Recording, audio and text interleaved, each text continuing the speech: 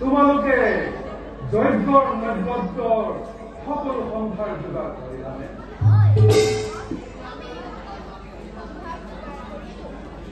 বেশ বেশ তেন্তে যজ্ঞ আৰম্ভ কৰা হোক।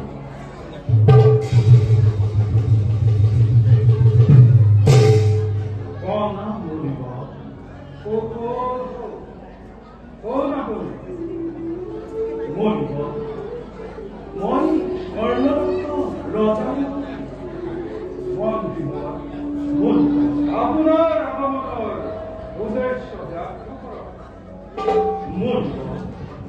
তোমাৰ দুৰ্ভাগ্য মৃগয়ে বৰ্তমান তেওঁ ক্ষুধাটো মনিব আপোনাৰ আশ্ৰমৰ পৰা অলপ আহাৰ লৈ যাব মনিব।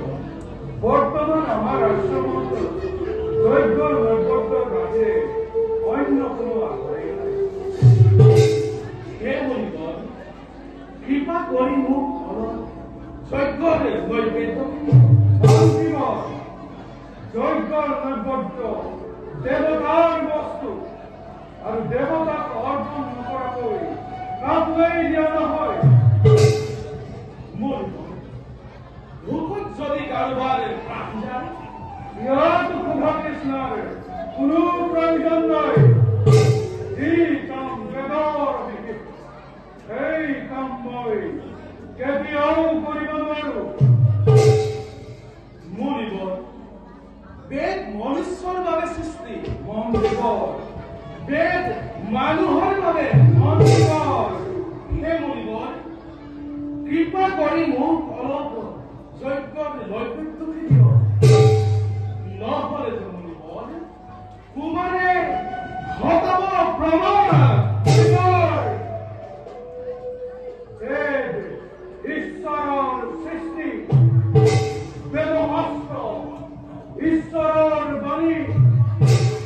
গতিকে মন্ত্ৰীবৰ বেদৰ বাণী উলংঘন কৰি মই আপোনাক নৈবদ্য দিব নোৱাৰো। আৰু আপোনাক মন্ত্ৰীবৰ তোমাৰে মোক লৈ যে অসন্তৰ ঘটাব তাক লৈ আপুনি চিন্তা কৰাৰ কোনো প্ৰয়োজন নাই। বিপদৰ ব্যৱস্থা ভালদৰে কৰিব জানে